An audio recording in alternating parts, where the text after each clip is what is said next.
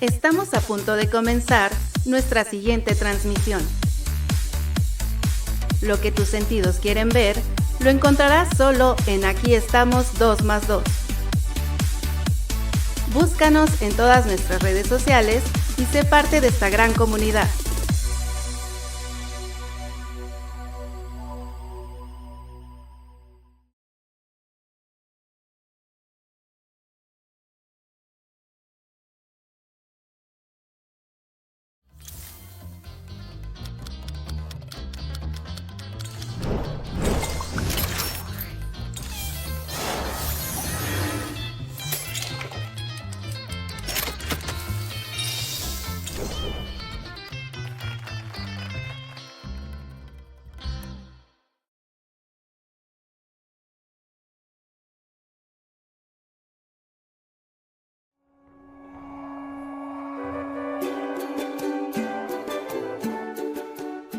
Este no es cualquier mole, es el mole de México para el mundo, con el mero sazón de las abuelas. Te presentamos mole en polvo artesanal Xalostok, elaborado con productos de la más alta calidad. Si quieres consentir a tu paladar, mole Xalostok debes probar. Encuéntranos en redes sociales como Mole Xalostok o haz tu pedido al 2224-01-3019.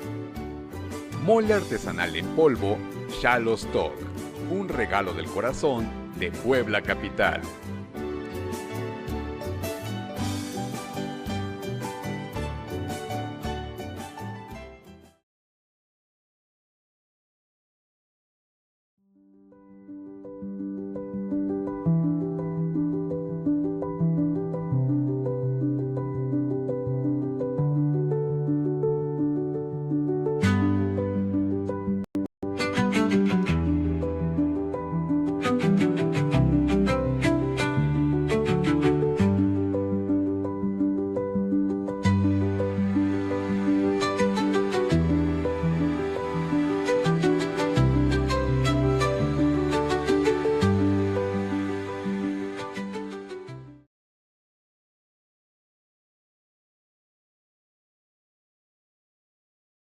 Hoy, 23 de abril, desde su programa Hablemos de. ¿De qué vamos a hablar esta tarde? Bueno, pues a propósito del fallecimiento del Papa, vamos a tocar un poquito estos temas de el duelo. Pero antes vamos con las efemérides del día 23 de abril del 2025. Hoy es el día 113, la manera correcta de decir. Las fechas se deben decir en números cardinales. Curiosamente casi no lo hacemos, por lo general decimos 1, 2, 3, 4, ¿no? Pero bueno, ya es el día 113 del año. Estamos en el cuarto mes y estamos en plena primavera. ¿Sí? Bien, efemérides. ¿Qué sucedió hoy? Un día como hoy, 23 de abril. En el 2009 se detecta en México un brote de un nuevo tipo de gripe. A esta gripe se le llamó N1R1H, que es una variante de la gripe porcina. Y bueno, se extendió al mundo. Sí hubo ahí una pandemia, no tan grave como la del COVID, pero hubo una pandemia. Y sí creo que sí estuvimos como 2 semanas fuera de clases, que sí hubo así de ese tipo. 23 de abril del 2005 se sube el primer video de YouTube, plataforma por la cual nos estamos transmitiendo. ¿Sí? 23 de abril.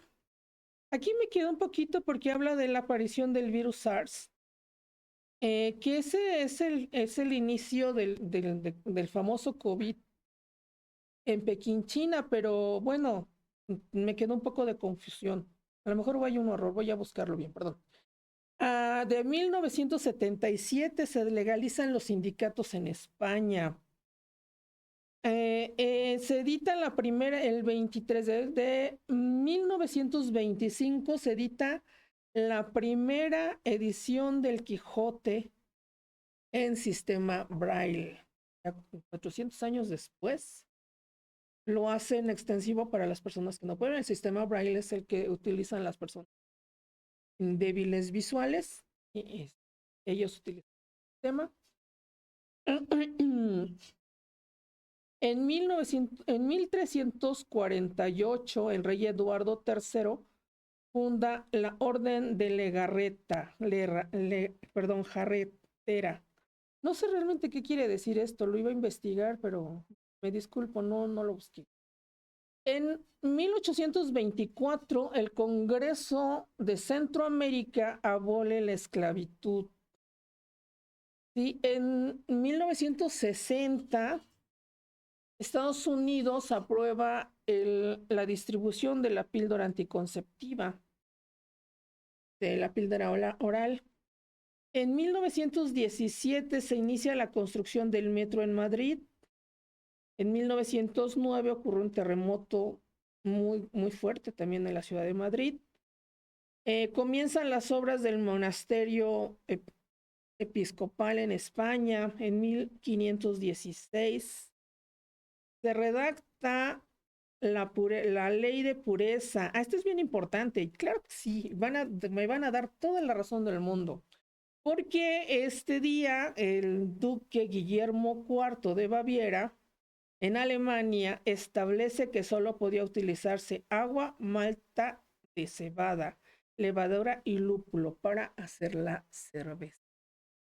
Y entonces me dan la razón que es muy importante esta fecha.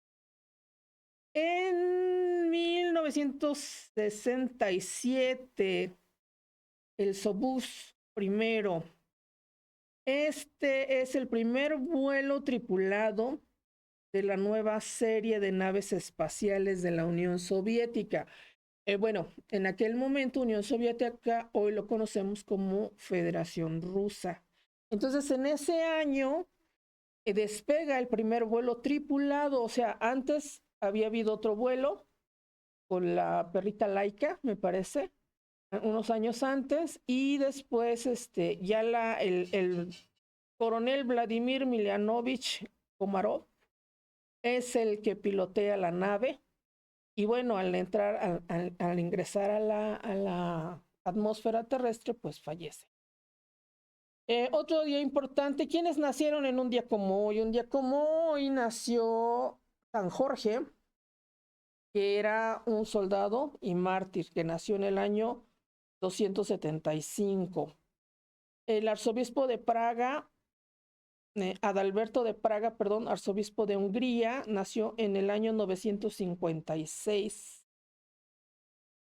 Inca Garcilaso de la Vega, escritor y historiador español, que nace en 1539. Y bueno, William Shakespeare, dramaturgo, poeta y actor inglés, que nació en 1564, perdón, y curiosamente falleció el mismo día, 23 de abril, o sea, el día que nació es el día que fallece, pero en 1616, más o menos, ya tantos años de edad. El rey Luis VIII, que fue rey entre 1610 y 1643, nació en 1601. Fue un rey muy conocido porque fue el rey niño de Francia. Pues imagina, nació en 1601 y en 1610 es nombrado rey de Francia. Este era un rey niño, muy, muy jovencito. Y bueno, pues no vivió muchos años, más o menos unos 40 y tantos, ¿no? 42. Lemignon Merlesseps, político francés. Steve Clark, guitarrista británico de la banda Def Leppard, nació en 1960. Ray Timmerman, este señor Ray Timlinson también es alguien muy importante para que hoy nosotros nos podamos estar escuchando sin la necesidad de las antenas de televisión y de radio tradicionales. ¿Por qué? Porque este señor fue el que programó e implementó el correo electrónico en 1941. Él nació en 1941. Entonces es una persona muy importante para lo que hoy pues lo que hoy es él implementa lo que hoy viene a ser Internet. las web y todas las demás plataformas que surgen a través de estos programas que él diseñó. Y bueno, Annie J. Halsey, informática y matemática estadounidense, nació en 1933. Halston, un famoso diseñador de modas que nació en 1932. Amalia Avia, pintora. Ella, pues, pertenece a este grupo de las pintoras internacionales ay, de estos tiempos, ¿no? Más o menos es contemporánea de Frida Kahlo. El escritor irlandés y premio Nobel de Literatura Halvor Laxert nació un día como hoy. Bertín Ohlin, economista, también premio Nobel de Economía en 1977. Lester Boyce Person, político y diplomático canadiense, que también es premio Nobel de la Paz. Bien, ¿qué se conmemora en un día como hoy? Se conmemora el Día del Libro y del Derecho de Autor, en conmemoración precisamente a la muerte de 3 personas importantes, que es, bueno, ya dije el primero, que fue William Shakespeare, el segundo, que es Miguel de Cervantes Saavedra, que se dice que él nació un día como hoy, según el calendario gregoriano. Es que aquí hay una confusión porque había un calendario juliano y un calendario gregoriano, hasta que ya definitivamente se tomó la decisión de que el calendario que nos rige, el que hoy conocemos hoy día, es el calendario gregoriano. Sí, es que había esta confusión porque en los años bisiestos, él hubiera nacido el día 24, Miguel de Cervantes Saavedra, pero no, él nació el día 23, entonces él nació un día como hoy, por eso es que está aquí, no está muy claro.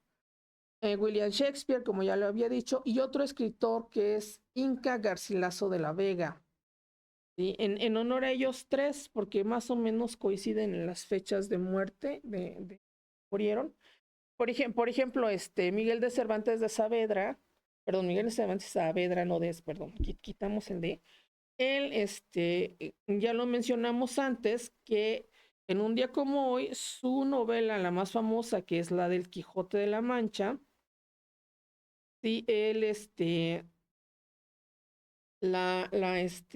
editada en sistema Braille.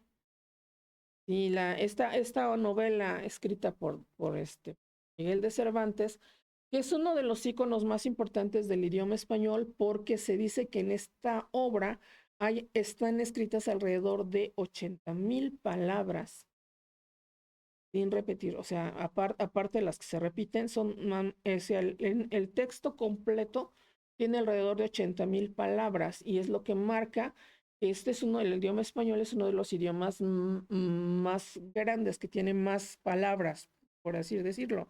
Que algunas personas lo consideran absurdo, ¿no? Porque, por ejemplo, romper, quebrar, separar pareciera ser lo mismo, ¿no? Pero rompemos un jarrón, rompemos una tela, pero no decimos quebré la tela, ¿no? O se quebró la tela, decimos se quebró la olla, o sea, la cerámica, alguna pieza de cerámica o de barro. ¿Sí? Entonces, es lo que él nos marca, y yo repitiendo el entonces, perdón, porque lo comento porque o sea, en esta novela, la que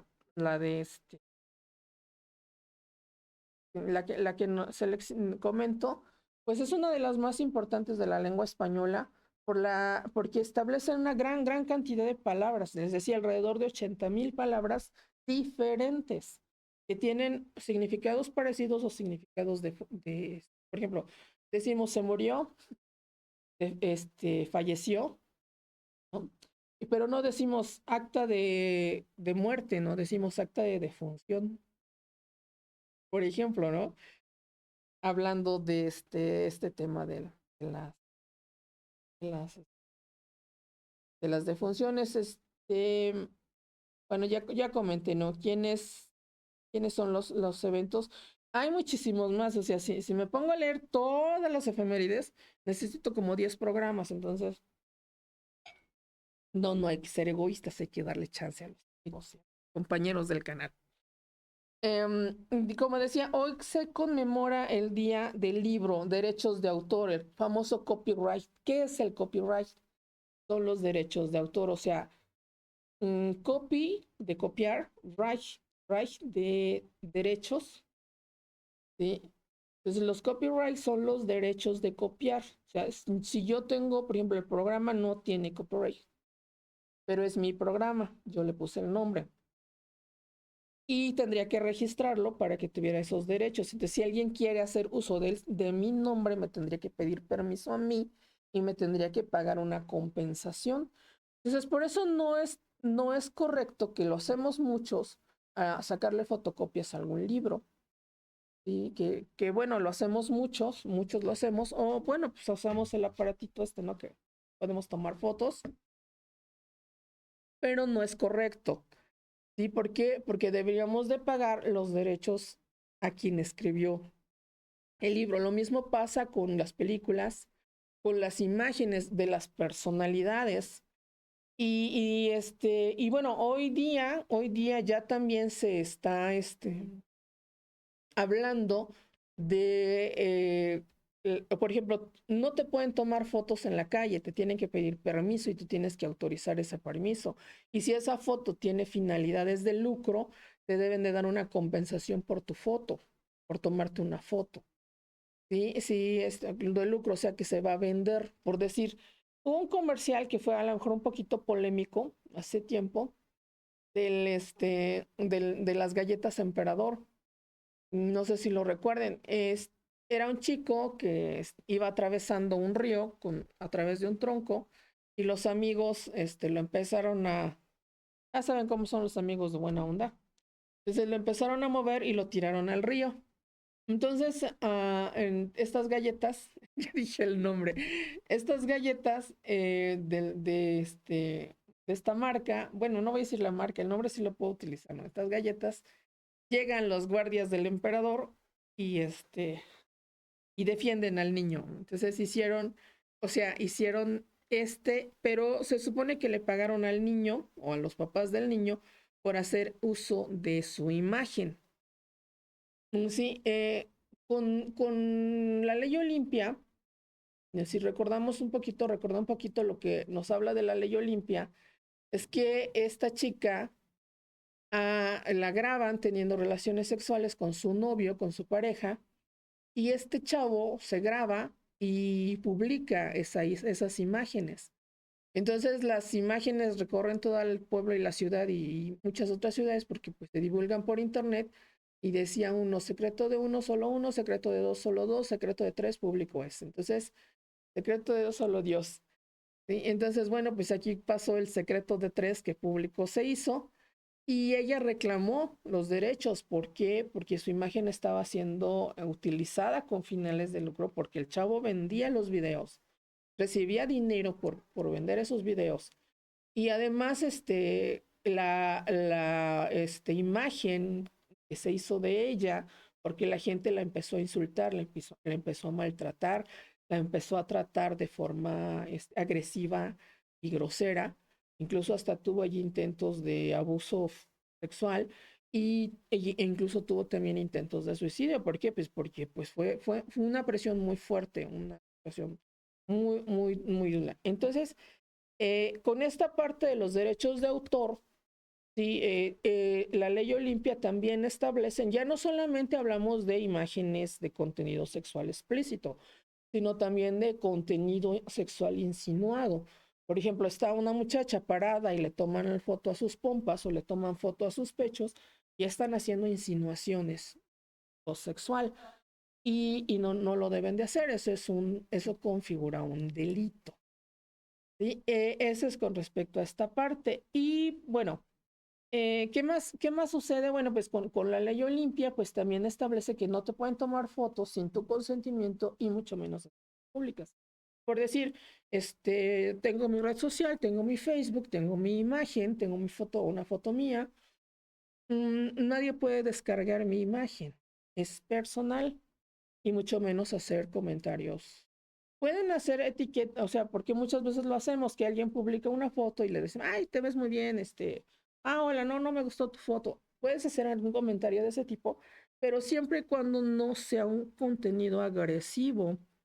¿Sí? O sea, si tú le haces un comentario a alguien que hace una publicación Si tú le haces un comentario que puede sonar agresivo, que puede sonar ofensivo, te pueden demandar. No, pregúntenselo mañana a la abogada. Está ya a las 5 de la tarde está la abogada, los abogados, que ellos nos hablan de, podemos hacer uso, nos aclaran dudas, ¿sí? Nos aclaran dudas de carácter de derecho, todo lo referente, por eso es ahí. Abogada, creo que trabajan en Fiscalía, no estoy segura. Pero pues a ellas les podemos preguntar, oye, ¿qué pasa si alguien me toma una foto y la publica en cualquier red social? Los que yo no tengo OnlyFans, tengo OnlyFans, entonces. OnlyFans pues se ha hecho famosa porque supuestamente tiene contenido explícito. No sé, la verdad ni siquiera he consultado. Un día de esto me voy a meter ahí al OnlyFans y me voy a abrir mi cuenta de OnlyFans para hacerme famosa. Pero bueno, más que nada promueven un cierto tipo de cosas, ¿no? No es malo si está de acuerdo la persona, ¿no? O sea, si ella está de acuerdo en que se haga ese uso, OnlyFans está diseñada para eso, porque Facebook e Instagram no te permiten fotografías con contenido sexual. Eso está claro. Incluso ahorita WhatsApp también ya está aplicando esta línea de no admitir usuarios menores de 13, 14 años. Entonces, ya están haciendo estas restricciones porque muchas veces pues sí se presta a ciertas cosas que un niño, un adolescente de entre los 12 y los 18 años, pues a veces no tiene mucha conciencia de que la gente que le está tomando estas fotos o que le está pidiendo estas cosas tienen cierta intención. Ya me estoy desviando del tema porque estábamos hablando de los derechos de autor.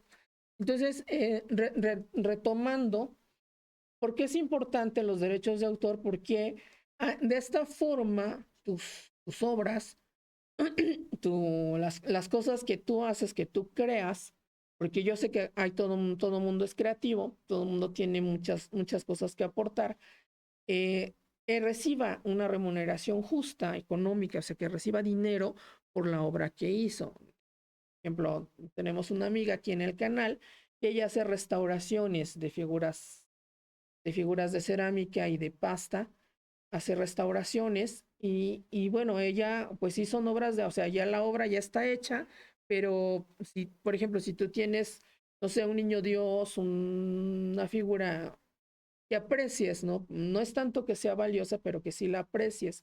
Por ejemplo, a mí me obsequiaron una imagen de la Virgen de Guadalupe y que me gustaba mucho, pero un día se inundó ahí en la casa de ustedes y la imagen de la Virgen se maltrató, entonces la llevé con un restaurador, me la dejó muy, muy bonita. Agradezco mucho a esta persona que y la conservé porque fue un regalo de una persona muy especial que ya no está con nosotros y por eso fue que la guardé. Entonces, les decía ella, ustedes la pueden contactar acá en el canal, ella hace restauraciones. Si tú tienes una figura de cerámica, de yeso, de pasta, y la quieres conservar porque tiene cierto valor sentimental, o simplemente porque la quieres conservar, pues puedes acudir con ella para que te haga su. Bien, para los que somos creyentes, para los que somos católicos, pues ha sido una semana difícil, una semana en donde nuestro líder espiritual, que era Francisco I, el Papa, pues ya trascendió. Entonces es una forma de duelo. En mi caso personal, pues era el líder ideológico de nuestra religión y lo consideraba importante. Sin embargo, hay personas que sintieron que perdieron a su padre, ¿no? Porque es así como lo consideramos en la cuestión de la religión, es que perdieron a alguien, a un ser muy querido. Entonces, bueno, él fue una persona sacerdote que tomó los votos del sacerdocio. Entre las cosas importantes que él hizo fue, primero quitó el celibato como una regla para ser sacerdote, porque precisamente hablamos de las cosas antinaturales y es antinatural el celibato. Y cada quien decide sobre su cuerpo, cada quien sabe en lo que se siente mejor. Y entonces él toma esta decisión de que si muchos padres dejan a sus familias y no tienen o tienen descendencia, pero no pueden hacerse cargo porque la religión lo prohíbe por lo que ellos profesan, porque son sacerdotes, entonces dejan a los hijos, ¿no? Él dice, no, no es obligatorio el celibato. Si un padre quiere tomar a una esposa, quiere formar una familia y quiere seguir ejerciendo el sacerdocio, lo puede hacer. Y fue algo que él estableció. Muchos no lo aceptaron, fue muy polémico en su momento. Sin embargo, fue algo que él dijo. Otra cosa que él también pidió fue que los hijos no se les pusieran tantas trabas a los hijos de no matrimonio, ¿sí? O sea, los hijos de concubinatos o de segunda pareja. Él dijo a esos niños que nacen en esa condición, todos deben recibir la bendición, o sea, lo que nosotros le llamamos el bautismo y todos los demás sacramentos. Fue algo que él dijo que pues, se podía hacer. Muchos no están de acuerdo, mucha gente no está de acuerdo, pero yo creo que los niños no tienen culpa. Y otra de las cosas que fue súper polémica, yo creo que aquí sí, entre el celibato y esta que voy a mencionar, sí es de las más importantes, porque él dice que los matrimonios del mismo sexo reciban la bendición. Y si tienen hijos adoptados, adoptivos, o por in vitro, o perdón, no es in vitro, es renta de útero, o sea que contratan a una mujer, en el caso de los hombres, contratan a una mujer para que de manera de inseminación le tengan un hijo. Entonces, el Papa Francisco dijo que sí debían recibir la bendición tanto la pareja del mismo sexo, o sea, la pareja homosexual, como los hijos que procrearan. En el caso de las mujeres, pues ellas iban a una inseminación in vitro para poderse embarazar, ¿sí? Y que los hijos que tuvieran, pues tuvieran el registro y tuvieran los sacramentos. Los sacramentos son el bautismo, la primera comunión, la confirmación y el matrimonio. Y son los sacramentos los 15 años no son un sacramento, nomás son una fiesta, así que todos vamos a los... Sí, entonces él establece esto. Obviamente esto fue así como que, ay, carambas. De mi parte, que bueno, yo digo que cada quien esté con quien se siente feliz y todos felices y todos contentos y felices los 4, los 5 o los los que quieran sumarse a la fiesta. En mi opinión, yo siempre lo he dicho, me considero open mind.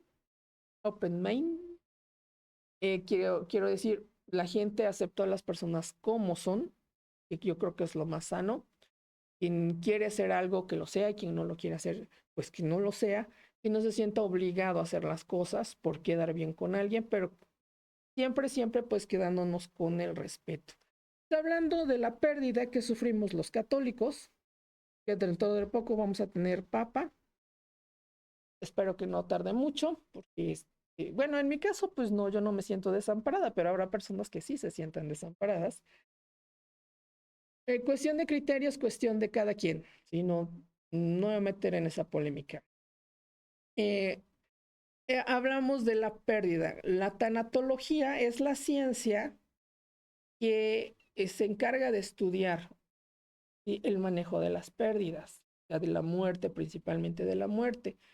Y no solo se limita a que te den atención cuando fallece un ser querido para ti, sino también cuando hay una ruptura de pareja. Por ejemplo, una relación, que escuchaba el otro día una estación de radio, otra estación, competencia, por cierto, en donde le dicen a esta chica, a la conductora, le mandan una carta y dicen, es que me siento muy triste porque Tengo una relación de hace 7 años. Tengo 27 años ahorita. Tengo una relación de 7 años. Los últimos 4 años ya vivíamos como pareja. Y simple y sencillamente mi pareja me dijo, hasta aquí llegamos. Y a ver quién te quiere. Pues nadie te va a querer. Y bueno, le pidió que dejara. Pues esos son 4 años, ya casi es un concubinato. Para que sea concubinato, lo manejan creo que en 5 años, que debe de haber una relación de 5 años. Y bueno, pues una ruptura, estamos hablando de 7 años de relación, que es considerable, es importante. Y aquí hay una pérdida muy grande. Claro que la chica está súper triste y además se siente súper devaluada, que es lo más grave de todo, porque pues por lo que entendí de lo que ella escribió, de lo que ella dijo, la pareja, la verdad, qué bueno que lo dejó y se va a encontrar quien sí la merezca, quien sí la valore. Pero esto es una parte, pero en ese momento de la pérdida, del duelo, pues aquí hay un duelo, se acabó la relación y estamos hablando, no estamos hablando de 3 meses, de 4 meses, sino de 7 años, sobre todo porque ella pensaba que con esta persona iba a formar una familia. Hay una obra de teatro que se llama, que dice, no seré feliz, pero tengo marido. Y dije, ay, no, por Dios, no seré feliz, pero tengo marido, ¿no?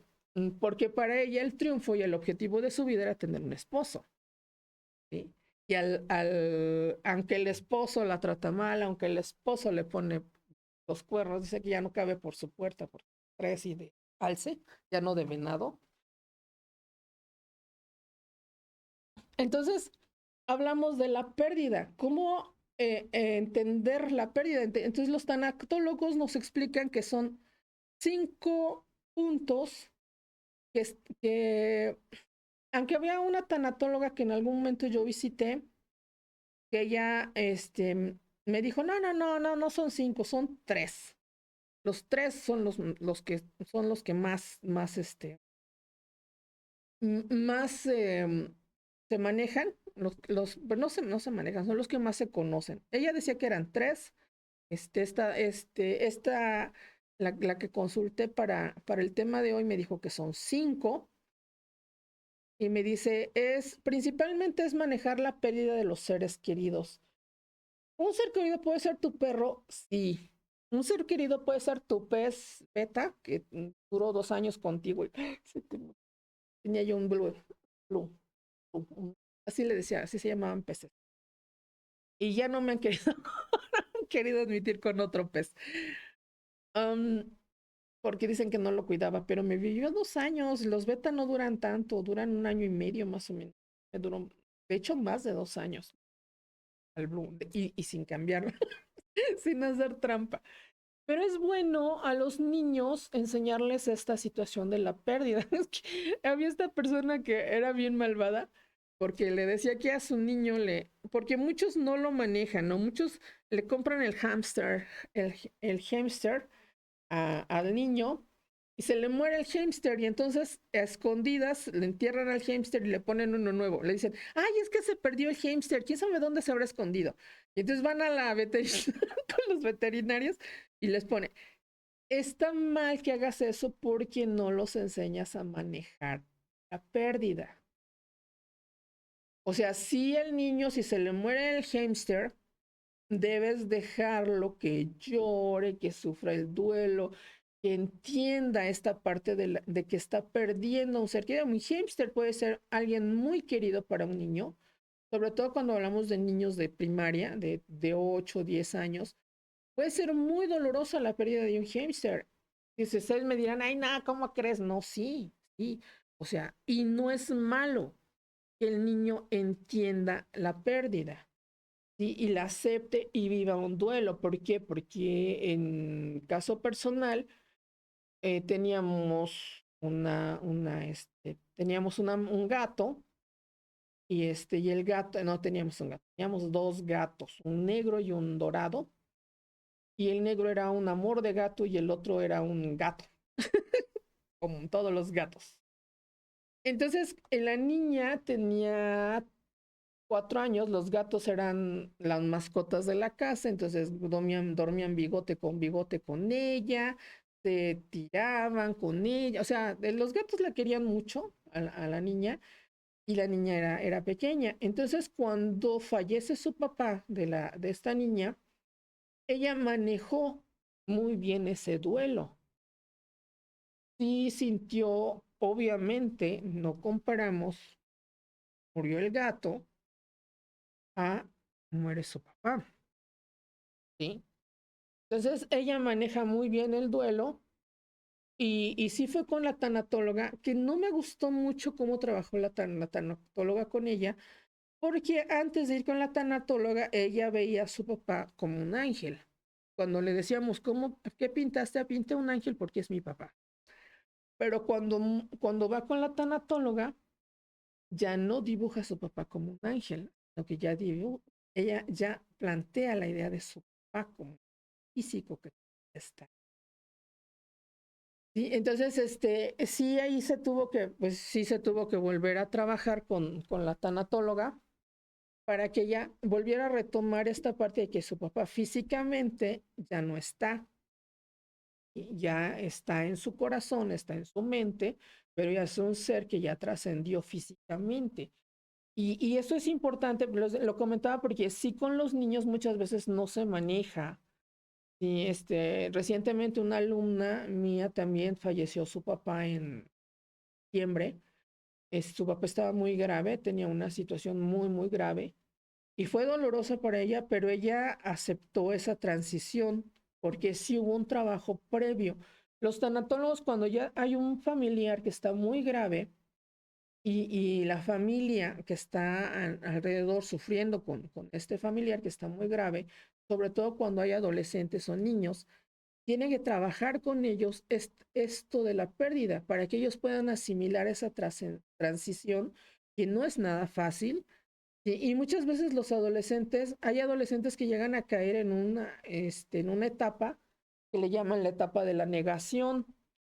Y les decía que la doctora con la que platiqué, la hermana, me dijo esto, ¿no? Es que son 5 etapas, que no necesariamente las 5 etapas se viven 1, 2, 3, 4, 5, aunque ella sí enumera, la primera etapa es esta, la segunda es esta, la tercera es esta, la cuarta es esta, la quinta es esta, que es cuando ya llegamos a la aceptación de la transición, de la trascendencia, ¿sí? Cuando ya entendemos esta parte en que nosotros debemos seguir la vida como es hasta que nos toque a nosotros, mientras, pues lo que muchos creemos, ¿no? Que cuando nosotros trascendamos van a estar allá del otro lado esos seres queridos, ¿no? Para nosotros. Yo también pienso que mis gatos van a estar allá esperando y mis perros también me van a estar allá esperando cuando me toque.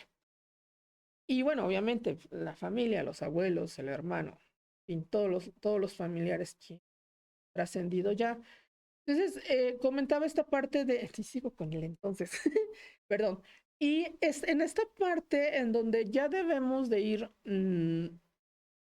llevando la idea de hacer esa transición, ¿sí?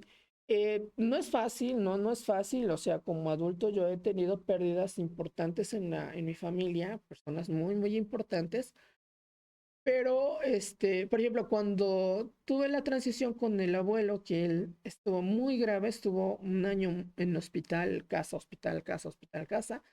ella estuvo muy grave, acepté esa pérdida, la acepté, la asimilé, creo yo que la asimilé mejor que cuando fue mi hermano.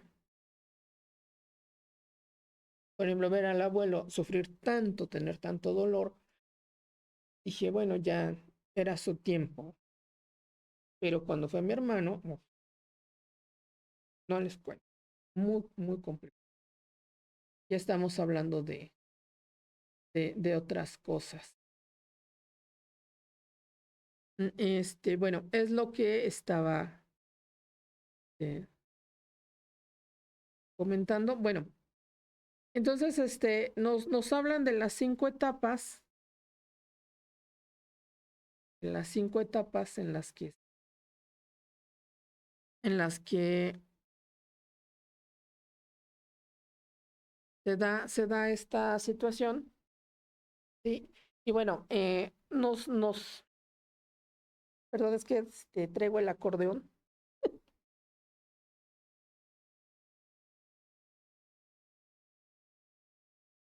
Este, y bueno, 5 etapas.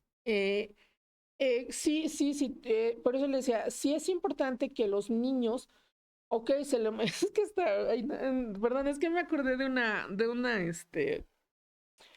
doctora que nos decía, para enseñarles precisamente a los niños, pues que le compras el hámster y el niño tiene su hámster y anda feliz con su hámster. Y entonces ella decía, pues mátale el hámster, o sea, mátale el hámster, no la engañes con que el hámster, los hámsters tienen un tiempo de vida, o sea, son animalitos pequeños que, pues, realmente su tiempo de vida, pues, por ahí de los 2 años. Y obviamente un niño se va a encariñar a los 3 días, es más, al mismo día que tenga el hámster se va a encariñar con él. Y esta señora nos decía, pues déjaselo 2 meses y a los 2 meses mátale el hámster y hazle su entierro y hazle su duelo y ponle su cajita y que haga su oración y enséñale que pues los animalitos se mueren. Bien. Y alguien quien decía, no, eso es muy cruel, es muy malvado hacer eso. Y habrá quien me diga que eso es malvado, o sea, que eso no lo hagamos. Porque ella decía, pues mátale el hámster, o sea, mátaselo tú, desaparéceselo o algo así, y después cómprale otro, compénsalo con otro. Y recuerdo que a mi hermano, en paz descanse, mi hermano tenía un gato que le puso Pandita, era un gato negro con trompita y patitas blancas, parecía guantes, estaba muy bonito. Y se le muere el gato, entonces mi mamá para compensarle que se había fallecido, que el gatito ya no sabía, ya se nos había adelantado, le compra unos pollos. Entonces los pollos crecen gallos. O sea, cuando eran así pequeñitos, y obviamente se encariñó con ellos. Y entonces le llega una señora y le dice, ay, véndame sus gallos. Pero mi hermano no supo de los gallos, que los había vendido a mi mamá. Y llega con los tamales que hicieron hicieron de pollo. No, no, no, les cuento que no, creo que un año no comimos tamales. Porque ahí estaban los gallos, ¿no? Estaba el Kikirico y el Rico Kiko, así se llamaban los gallos.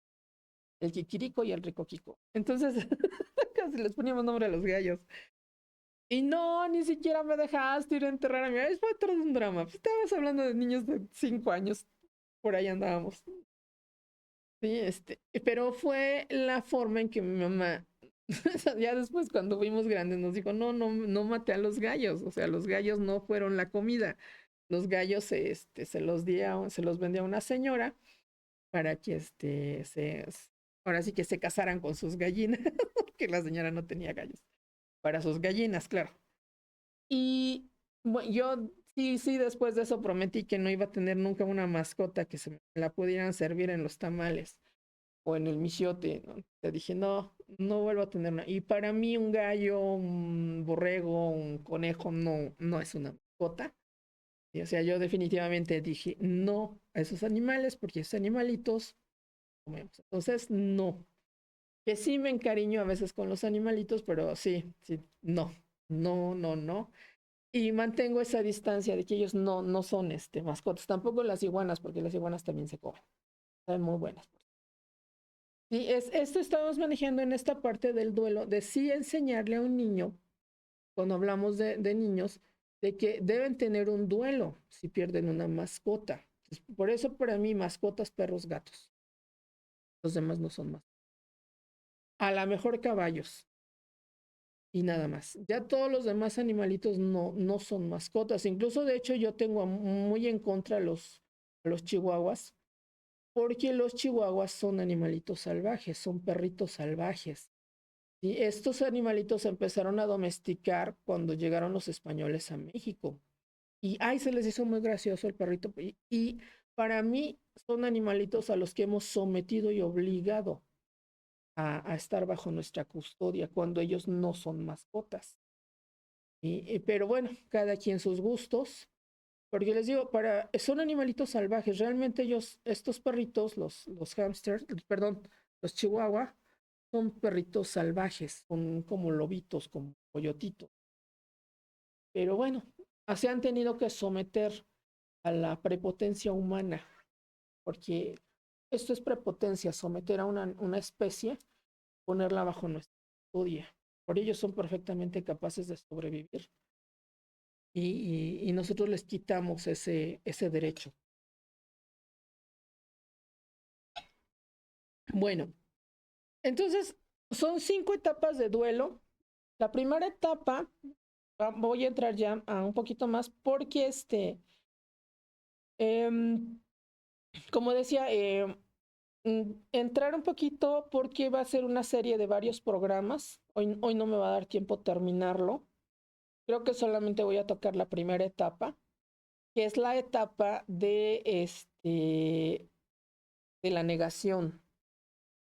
¿Sí? En esta etapa, cuando viene el shock, el choque emocional de la pérdida, sí, cuando una familia tiene la oportunidad de estar al lado de una persona que ya tiene una enfermedad en etapa terminal, como un cáncer en etapa, no sé, 4 o 5, ya en la etapa final del paciente, o que ya sabes que tiene un problema cardíaco y que en cualquier momento, o que tiene un problema renal y que está esperando un trasplante, pero no hay en la compatibilidad, porque la compatibilidad de los riñones es muy importante, es muy, muy, muy trascendental.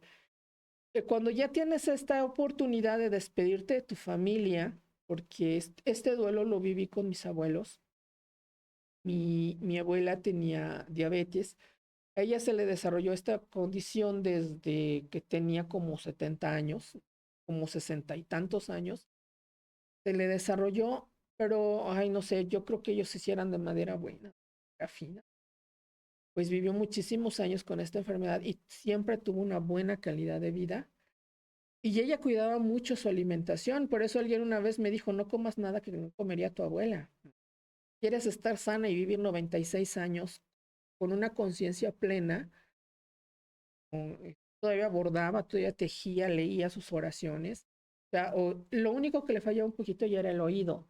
Era lo que más le fallaba, pero ella veía perfectamente bien. Les digo que ensartaba su aguja. Yo todavía estoy dando mejor lupa, porque ella ensartaba su aguja a sus 96 años. Le estoy hablando que ella todavía tejía con gancho, tejía con agujas y bordaba. Se le bordaba sus pañuelos a mi abuelo, o sus camisas. Era una mujer que todavía se atrevía a cocinar, todavía se atrevía a prender la estufa y todo. O sea, estaba perfectamente coherente. Entonces dices, llegar a los 90 y tantos años, 96, los que ya fue cuando falleció, que sí tuvo esta parte de la diabetes, estuvo en coma, tuvo un coma diabético. Y fue lo que nos habló la tanatóloga del hospital, que ella iba a salir del coma, pero nada más era para despedirse. Entonces, sí nos advirtió. Entonces nosotros, obviamente, cuando nos da la noticia de que ella estaba en un coma diabético, fue duro, fue un shock fuerte, pero estaba viva. La veíamos respirar. ¿Cómo la veíamos respirar? Y era increíble, ¿no? Porque cuando ella regresó del coma, se arrancó todos los aparatos que tenía y y me dijo, ¿qué crees, hija? ¿Qué, abuelita? Y ni mi borrachazo. A ella le decía así cuando se caía. Entonces, ay, abuelita, todavía tenía sentido del humor mi madre. Pero bueno, ella sí era una persona que le gustaba gastar bromas. Y le gustaba decir chistes y todo ese tipo de cosas. Entonces tenía gusto por la vida. Y lo que siempre me dijo, no comas nada, ella no comería. Claro que estamos hablando de una etapa en donde las cosas eran más naturales, eran más puras, y hoy día pues ya no tenemos eso. Entonces, en este momento, cuando tenemos al familiar que está muy grave, que ya está en etapa terminal, pues tenemos los apoyos de la gente, de estos especialistas, que nos van guiando, que nos van diciendo cómo ir afrontando este duelo. ¿Sí? Pero ¿qué pasa cuando el golpe es así de ¡vas! De repente te dan el golpe fuerte, que tienes un familiar que está enfermo y que va al hospital y que le programan una cirugía y durante la cirugía son cosas que pasan, ¿no? ¿Y por qué toma esta parte del duelo? Bueno, tantito por el Papa, es una forma de duelo que muchos tenemos al ser creyentes. Pero muchos me dirán, no, a mí me vale gorro el Señor, ni lo conocí, pues yo tampoco lo conocí personalmente, pero digamos por el apego a la religión, sí, era un duelo. Y bueno, una persona de unos días con una amiga que ella es psicóloga, estábamos platicando y llega y dice, es que mi amiguita, fulanita, está publicando fotos con su hijo y esto y lo aquello. Y ya cuestionando un poquito, pues nos dice que su hijo de 23 de graduarse de la universidad fue asaltado. Durante el asalto fue herido, fue llevado al hospital y lamentablemente estuvo 3 días en terapia intensiva. De aquí es un golpe fuertísimo para ahora. Y muy atinadamente mi amiga le dice, ser empáticos con la persona, no juzgarla, que eso es algo bien importante. Muchas veces caemos en te juzgo, te juzgo, te juzgo y te doy con todo lo que puedo. Y no, una persona que está perdiendo un ser tan cercano, y como decía esta amiga, le dice algo bien importante, ¿no? Cuando muere mi papá, pues me convierto en huérfana. Cuando muere mi esposa, me convierto en viudo o viuda. Sin embargo, el dolor de perder un hijo es tan grande que nadie se ha atrevido a poner. Y bueno, sí la persona esta que nos contactó, nos platicó, al momento estaba como que muy preocupada, pero estaba criticando mucho ese duelo de la amiga, ¿no? Pero sí entendió que el dolor, que era una manera en la cual esta persona estaba soltando dolor, porque obviamente aquí es un shock tremendo, ¿no? Que estás tranquilamente en tu casa preparando la cena y te avisan que a tu hijo lo asaltaron, y que está muy grave en el hospital, y llega al hospital, encuentra que a su hijo lo tuvieron que operar de ya, y empieza a darle, bueno, sale del quirófano, pero le avisan que está muy grave. Entonces, son 2, 3 días en los cuales es un dolor muy grande, ¿no? Y es aquí donde, pues, sí tienes que vivir estas 5 etapas del duelo, aunque sí me explican que las 5 etapas no son al mismo tiempo. Y que es más, por ejemplo, sí me tocó a mí, sí me ha tocado a mí ver que la etapa 2, que es el enojo, es lo primero pasa en la familia. Y una conocida, fallece su hermano, ¿sí? Y pues nosotros, ¿cómo estás, manita? Y era como, ¿qué te importa? Casi no. O sea, sí se volteaba así con unos ojos de que dices, chin, preguntaban. De verdad, ¿no? Porque estaba tan enojada que si le hubiéramos hecho algún comentario más fuerte nos hubiera agarrado a cachetada. Porque estaba sumamente enojada por esa pérdida. Su hermano, ¿sí? Y su primera etapa de duelo fue la etapa del enojo. La etapa del enojo es la segunda etapa. Se le decía que son 5 etapas. Hoy nada más las voy a mencionar porque ya me voy, casi. Que es la negación, es la primera etapa. La etapa del enojo es la segunda. ¿Sí? La etapa de la negociación es la tercera. La etapa de la depresión es la cuarta. Y la quinta etapa es la etapa de cuando se hacen las paces. Cuando ya se da la reconciliación y se da la aceptación. Entonces, a veces puedes tener la cuarta etapa primero, que sería la etapa de la depresión. A veces puedes tener la primera etapa en donde dices, esto no me está pasando, esto no es así. Pero bueno, yo creo que la próxima semana continúa, no sé, yo creo que ya estamos en tiempo. Adri, ¿ya? Entonces me despido y la segunda parte de esta etapa del duelo, cómo apoyar a una persona en duelo, cómo apoyarte tú en duelo. Entonces me despido, esto fue Hablemos de, y aquí estamos 2 más 2 y continúen con la programación. Ya llegó el siguiente. Bueno, ya está a punto de entrar. Nos vemos la próxima semana.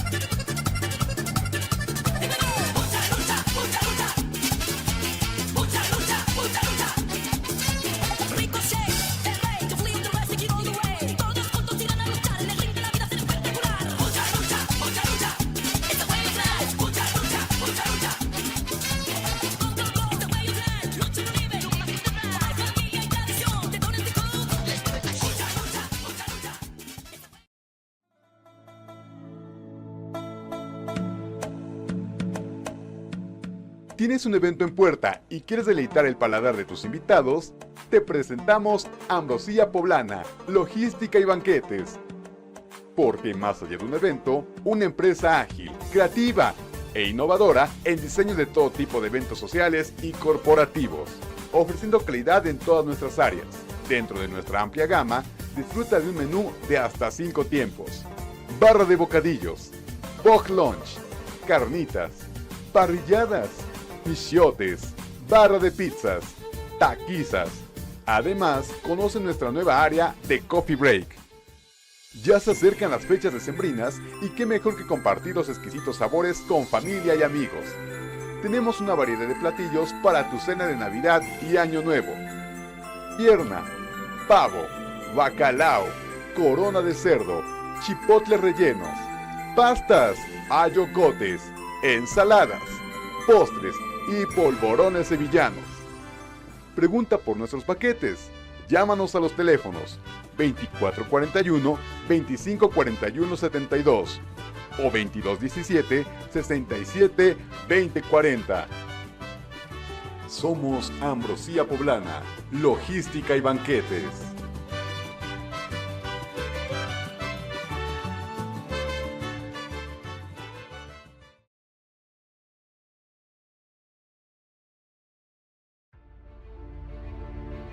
Las opiniones y comentarios expresados en este programa son responsabilidad de los conductores e invitados, sin representar necesariamente la postura o ideología del canal.